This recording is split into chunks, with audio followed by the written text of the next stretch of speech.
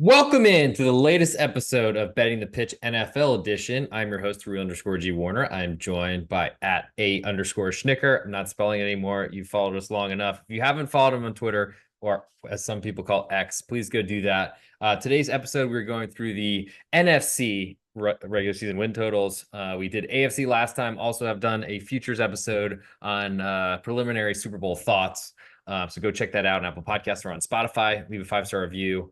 And that will really help us in the search rankings. Also available on YouTube at @the_Real_G Warner, plus Instagram. We'll cut some reels eventually and get these out. Probably, I think, towards the NFL Hall of Fame game. I think I'm going to go nuts for that. And then, of course, put them out each week during the season, and we'll stick to it and make sure those are out at a viewable time. So if you want our 1-minute version of the 40, then you can get that because I know the TikTok audience were really huge on there, even though I'm still banned. We're going to go through the NFC, but I'm going to try to stay by division instead of going alphabetically. I think that might be a little bit easier this time. But we'll start in the NFC West with the Arizona Cardinals. So they have an over-under, an extremely juiced over 6.5 right now, -180. So that's really tough to want to put any money into for a long, long time.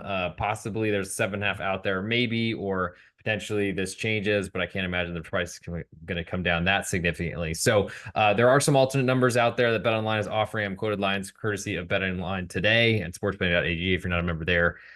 Or you have not made an account, make a first-time deposit, go get some free money. There are links in the podcast descriptions on the various platforms. So, Andrew Schnicker, what do you think about the Cardinals coming into the year? They, I guess, are going to figure out what to do because Kyler Murray's still there. Yeah, I think everyone's pointing to the offense, expecting. I mean, they've got a good core of skill players there. That to me, that is the biggest part of it. But you have a coach that hasn't truly proven himself. I think we said numerous times last year, like they played hard and they I think surprised some teams. They were kind of the punching bag going into the 2023 season, and I think we're played closer to the spread than I think some people thought.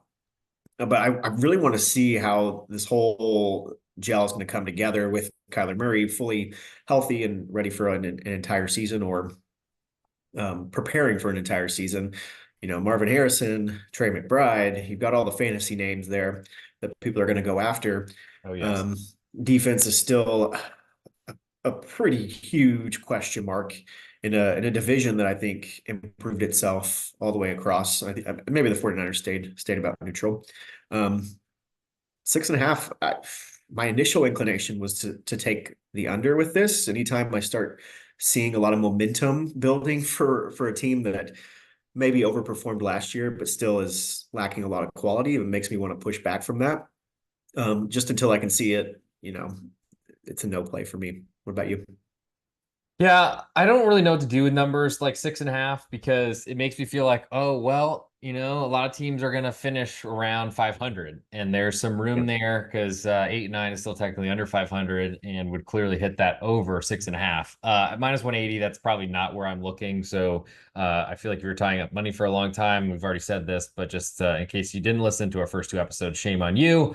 But we love you anyway for coming along this time. It's just one of those things where we saw 4 wins from Arizona last season, thanks to 0-6 in the division. I would expect they should get a division win this season. I don't think that would be a huge limb to step out on, or a thin limb. I think they would be pretty sturdy. I don't know necessarily what to think about kind of. I feel like in the NFL now, I feel like the defenses are very similar, but if you don't have one, that is the first way to lose a bunch of ball games. I don't think outscoring teams is the way to do it. So that does give me some pause from the Cardinals, who, as you mentioned, are just like the fantasy dream, heartthrob, whatever. Marvin Harrison, a lot is expected of a rookie wide receiver. We'll see how that goes. And a really great tight end who we'll see if that was sort of just what kind of happens end of season, because we've been thrown off by some kind of magic in the pan, flash in the pan performances before. In terms of the rest of the division, it'd probably be I'm more interested in, just because I'm trying to look for the best teams in football and trying to bet them while they're undervalued early in the season. But I do like Kyler Murray. I just don't know if I like like him because he puts up big stats, or if he's really one of those quarterbacks that can actually make you some money in a tight game late. I'm not really sure. Like, yes, I've watched him burn my entire Texas defense right in my face, literally, like turning down the sideline, doing a nice little L straight up the field for my Texas Longhorns to take an L. But I don't know how much that translates to the NFL. It's great to have and important, but is that going to like win you as a 3 point underdog on the road, or even as a home 3 point or 10 point or 6 point underdog to San Francisco 49ers? I'm not sure. If you have anything else to say, please stop me, but I'll go to the Rams. If not, I mean, they felt like backdoor cover warriors last year, and I think that's also where the fantasy can come into play with Kyler Murray. Is you're down 2 scores and he starts just improving, and that usually turns into fantasy points, but maybe not for the betting account. it does not turn into regular season wins, that's for sure. It might cover the spread, Right. but we need straight up wins here. And so I That's think right. that's a big concern, because we might think highly of players that don't win football games, they just get yards. The Los Angeles Rams over under is 8.5, juiced very heavily again. This one slightly better price, but minus 155 to over, plus 125 on under 8.5. Rams won 10 games last year. I feel like against very low expectations coming into the year. Sean McVay just feels like someone we can't doubt.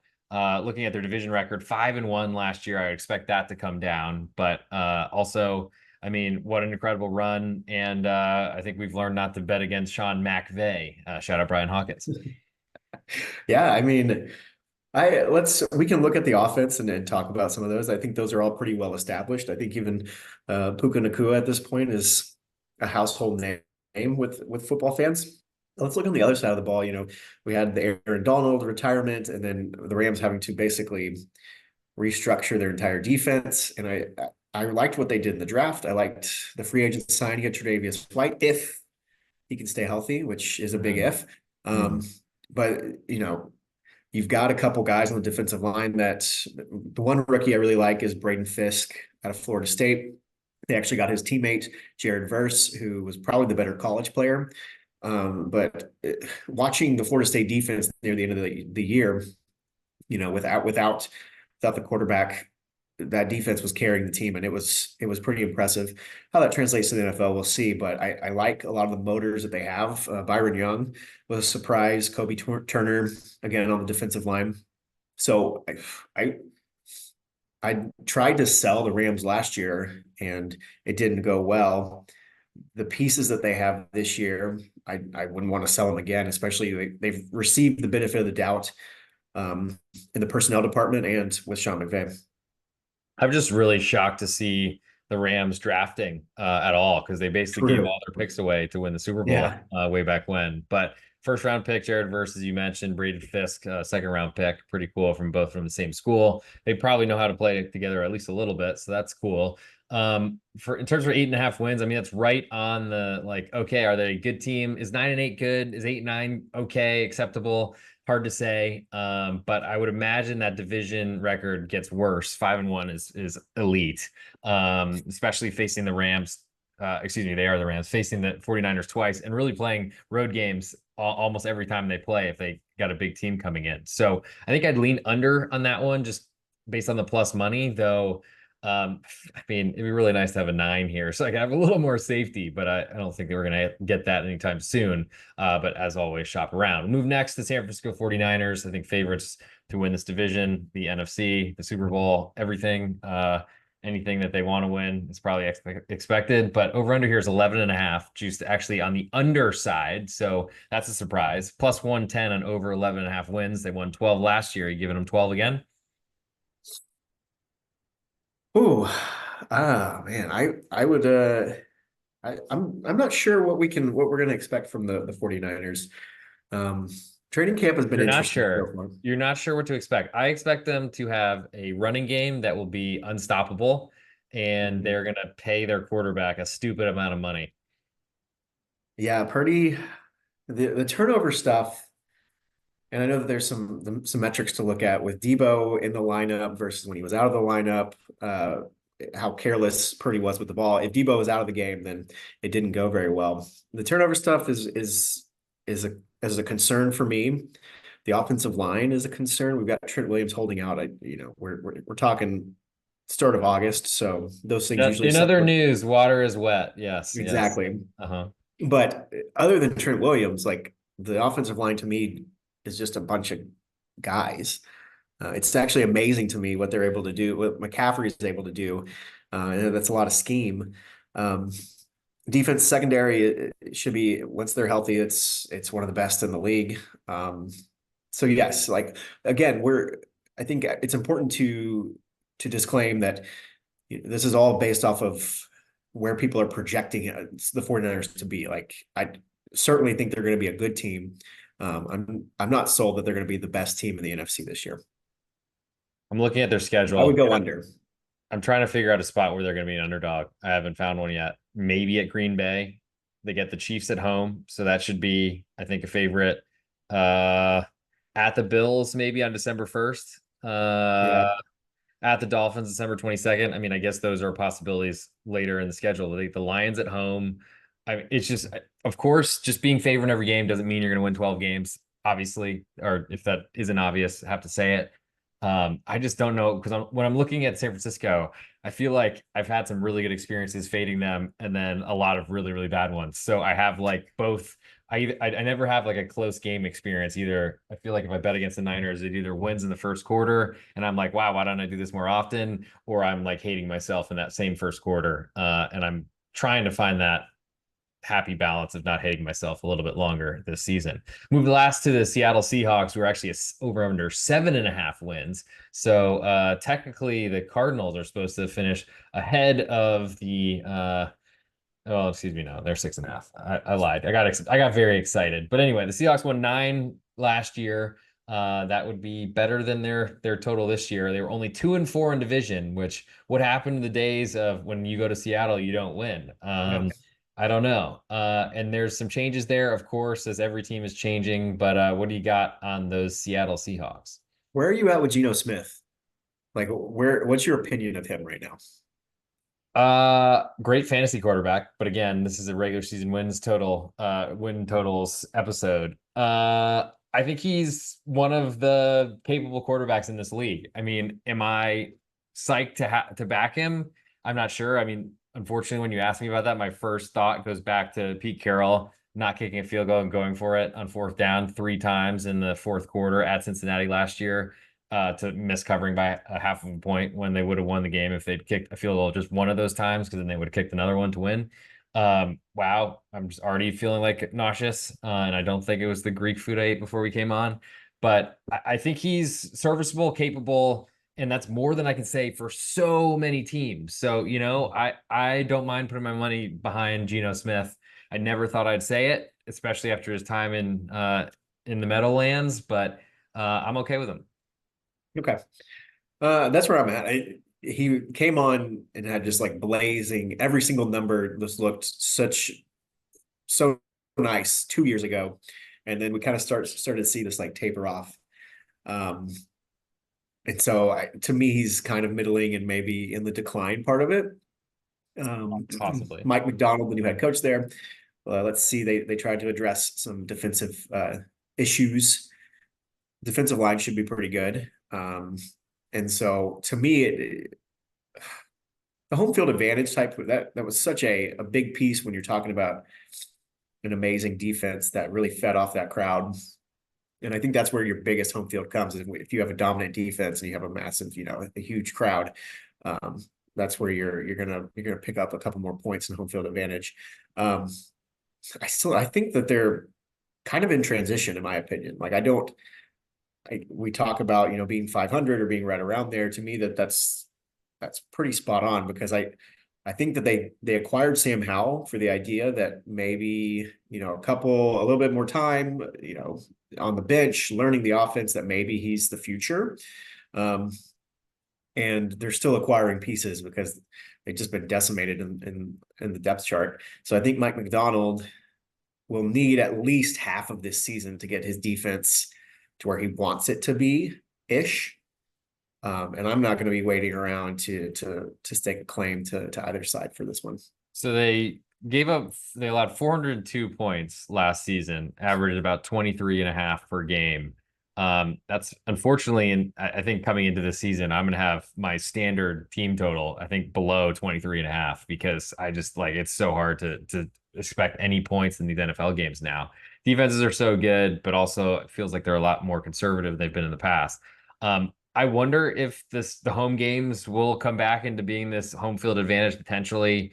I don't know that the change in head coach, I'm not really sure what impact that'll have, but it is interesting to me. And I guess you have to tick that Seattle Seahawks win total number down to 7.5 from the 9 wins they had last year when you're giving the Cardinals up to 6.5. But I think we've Mhm. done plenty on the NFC West. So Yeah. I will now move to the NFC South because the Atlanta Falcons are next in the alphabetical list to start it all. They're over under 9.5 wins. Over is juice minus 140, and there's no more Arthur Smith to take hostage of all of Atlanta. Yeah, everyone's fired up. Yeah, Kirk Cousins, I he's one of my guys. I like me some Kirk Cousins. Okay. Looking You at the like practice that? You like reports, that? you like that.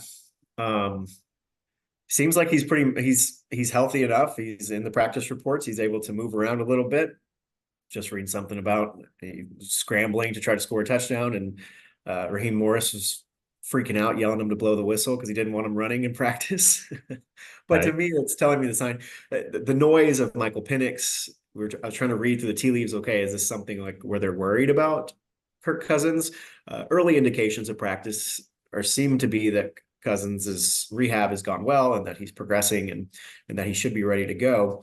And I guess even Arthur Blank's press conference also reiterated that they're the favorites in the NFC South, and that's a division that pretty much changes. Isn't this the one that's like a different winners I think so. making it like the last decade and a half or something like that? So we had Tampa last year. Yeah, 9-8, winning so many of that's their right. games. I Yeah. mean, yeah, with Kirk Cousins, it definitely elevates him quite a bit. Yeah, I think so.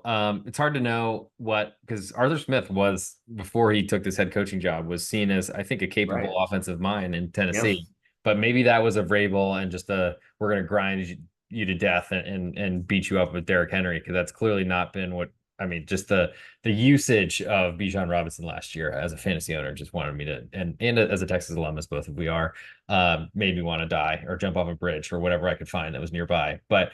I don't know what to do with Atlanta this year because they're essentially going from a offensive mind who clearly looked out of his depth to now a very defensive coach in Raheem Morris, who then I don't know that he had great defenses for a long time. So I don't know what they're good at. I feel like the surge and the love for Atlanta seems a little extreme to me. And they do have a quarterback, whether he is smiling in his practice reports it does seem like there is some concern with a late Achilles injury from last season. Move now to the Carolina Panthers Yeah. over. One more thing. Go ahead. Warren Sharp, his strength schedule. Falcons are clear in a way, have going into the year, they have the easiest schedule by far. So it's just something to consider. 7-10 last year, so third place schedule. They get the Panthers twice, so we'll get to in a second. I think that makes sense. I mean, I also look forward to seeing the Falcons favored in a lot of games this year because I don't believe it just yet.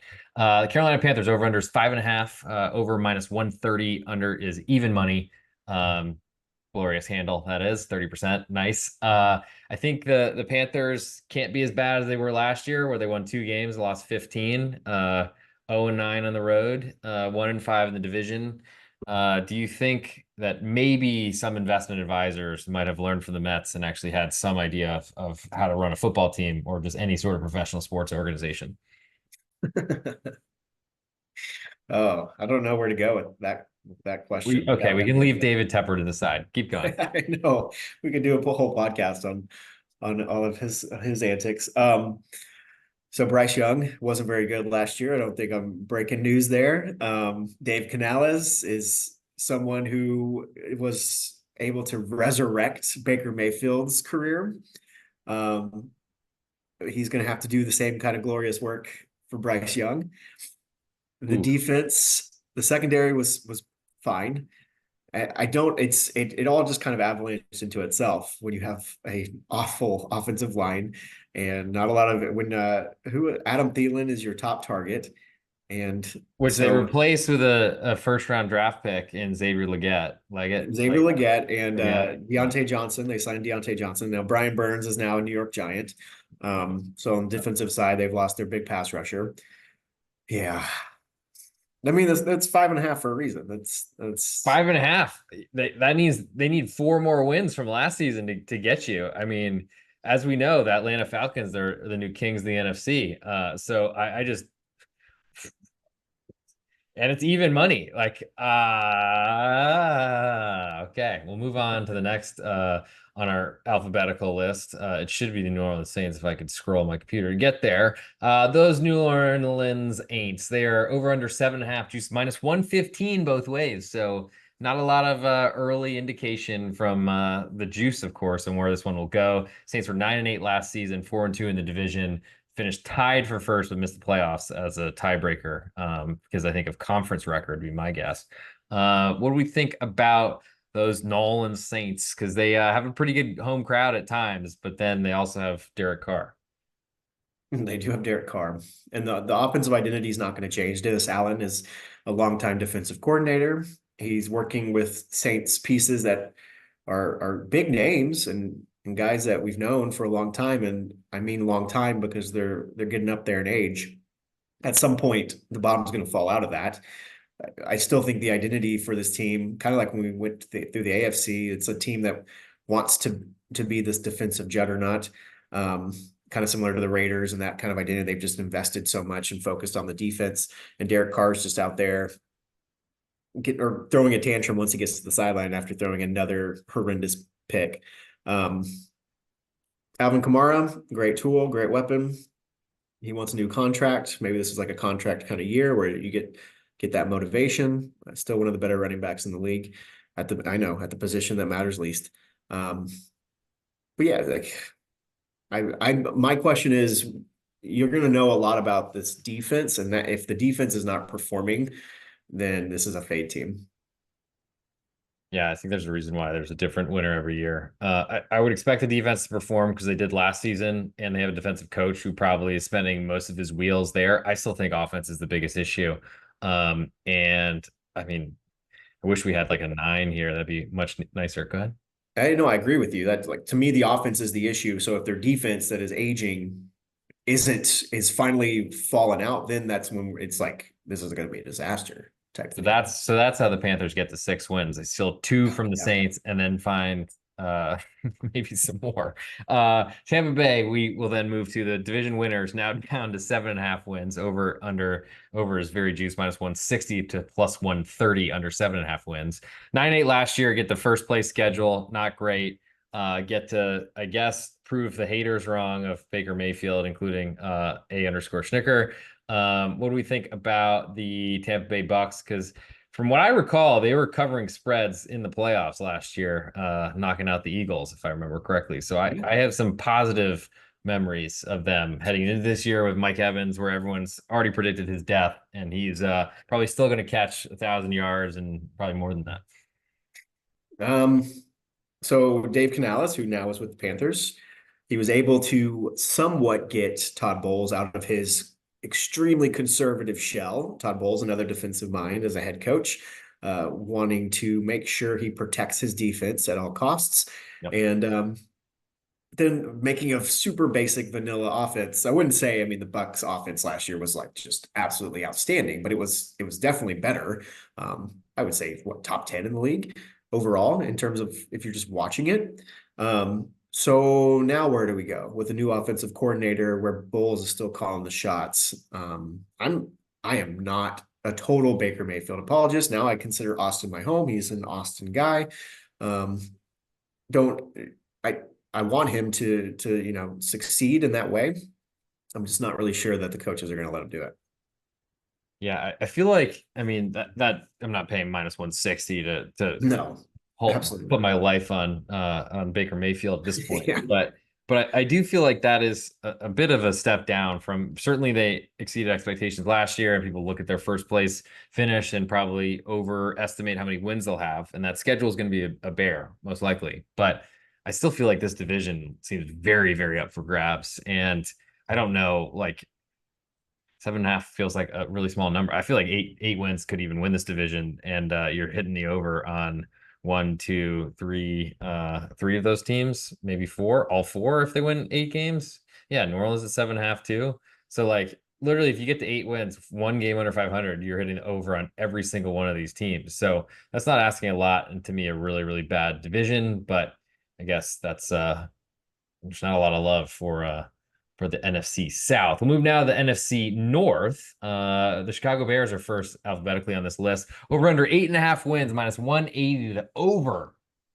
They won 7 last year. They get the last place schedule. That's cool. We're 5-3 at home, 2-7 on the road. Not great, but I guess they probably get an extra home game this year based on that trade. 2-4 in the division, and did draft number 1 overall after fleecing David Tepper and the Carolina Panthers. Another reason to go under 5.5. What do we think about I guess Caleb Williams? I've watched him and never really thought he was that impressive, but maybe winning a Heisman Trophy is enough in this world. Baker Mayfield did that. What do we think about the Bears? Because I really like backing them last year, despite some horrible losses at times. But that was with Justin Fields. It's a completely different team. Mm-hmm. Yeah, we've moved past the time where rookie quarterbacks are to be protected. So we're gonna throw him out there and see what he does. I like Caleb Williams. I think he's clearly the best quarterback in this draft class. Man, the offense though, like Matt Eberflus, the head coach, it's just never been. And I can't put it all on Justin Fields. Like I refuse to do that, even though he was one of the worst starting quarterbacks in the league. Yeah, this is a tough one for me. I don't really know if I have like a great Is it opinion. tough? It's 8.5. Like we just talked about an entire NFC South that are below that. Like what? Why in the world is Chicago? Like is Rome Odunze is like oh my? What are we? Why is this 8.5?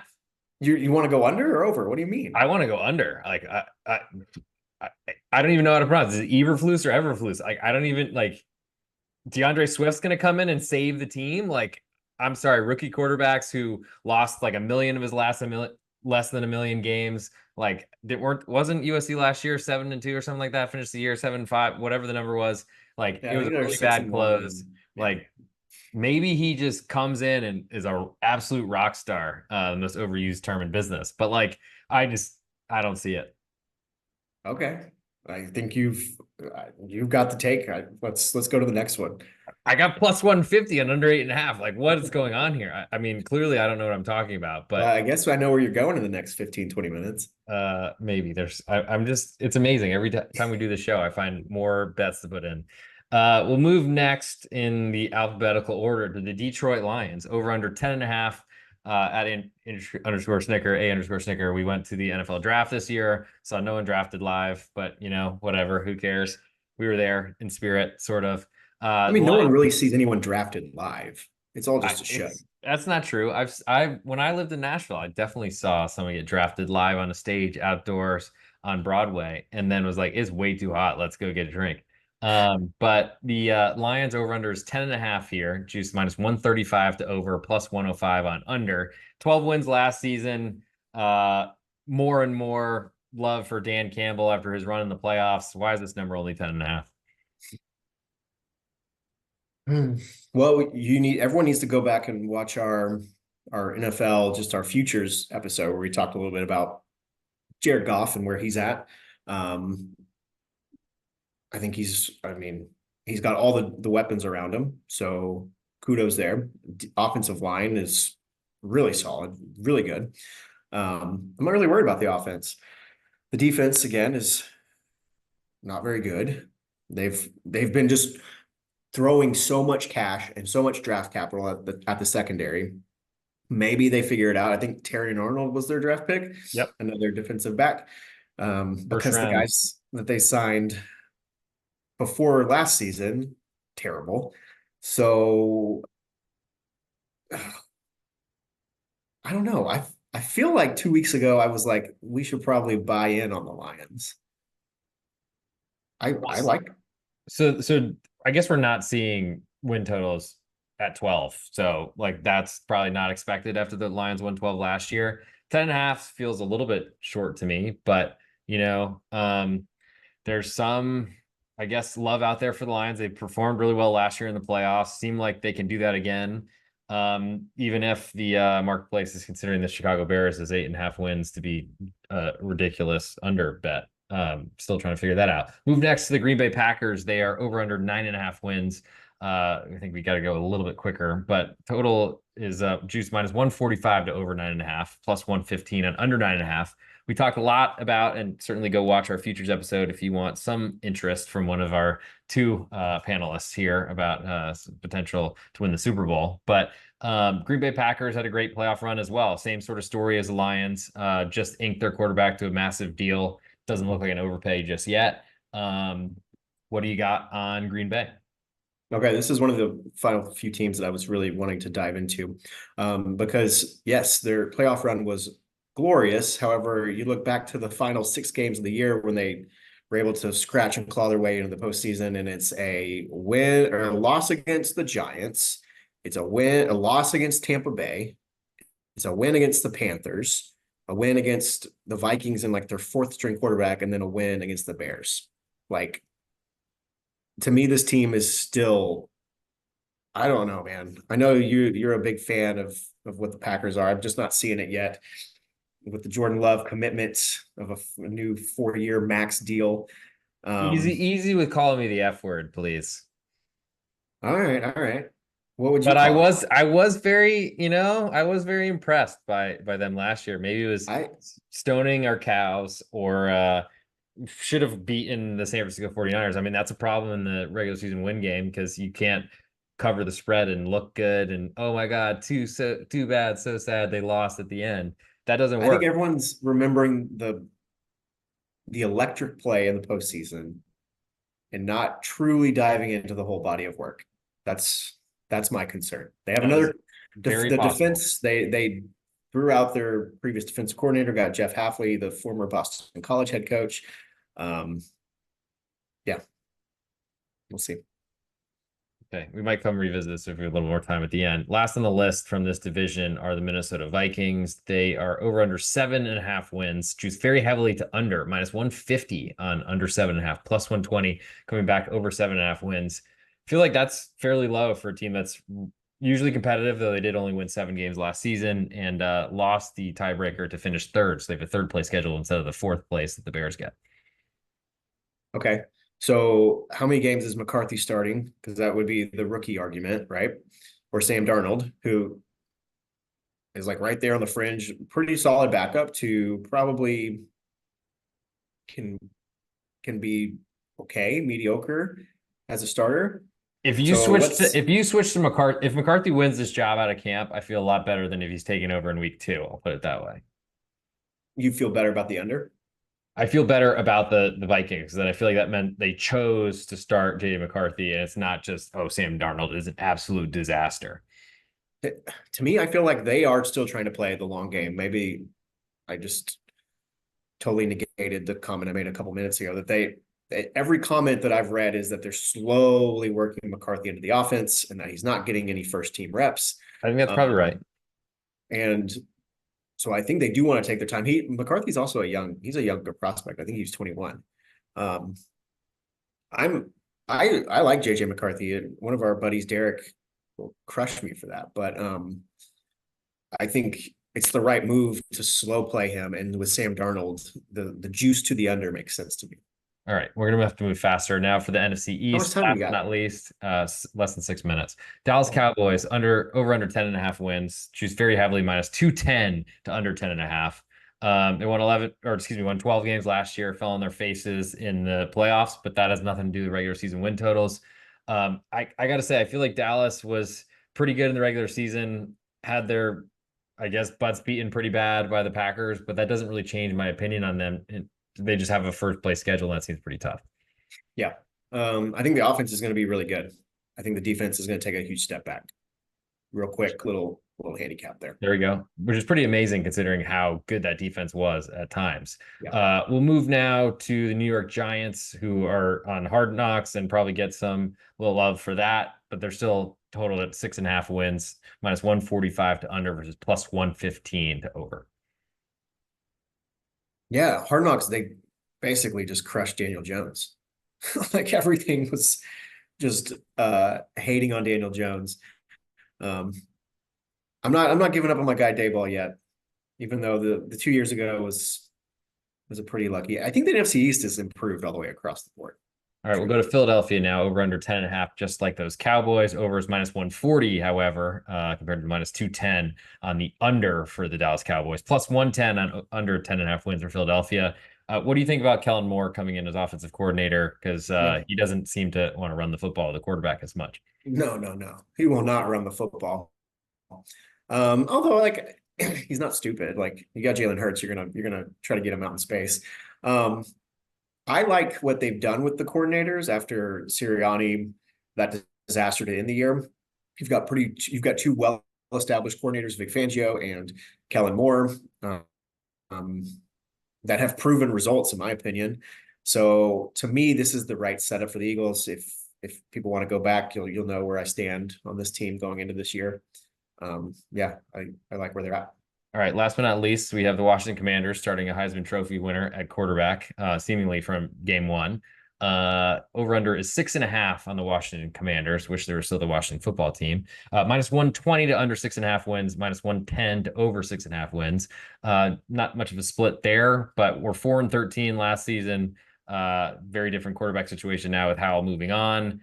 Though there's certainly some big time injury risk for the running quarterback. 0-6 in division last season, but they get a fourth place schedule. Yeah. Dan Quinn comes in from the Cowboys. They've got the pieces. Jonathan Allen is a superstar. Again, like I like this division. I think all the way across the board that it's improved, except for the Cowboys, but I think quality wise they're still up there. I'm excited to see what Cliff Kingsbury does with Jane Daniels. Like again, he's another proven guy that I wouldn't doubt on the offensive side as long as he's in charge of it. Not truly sold on Jaden Daniels as a long-term prospect, but I'm ready. I'm prepared to be proven wrong. Did All we right, go well, too fast now?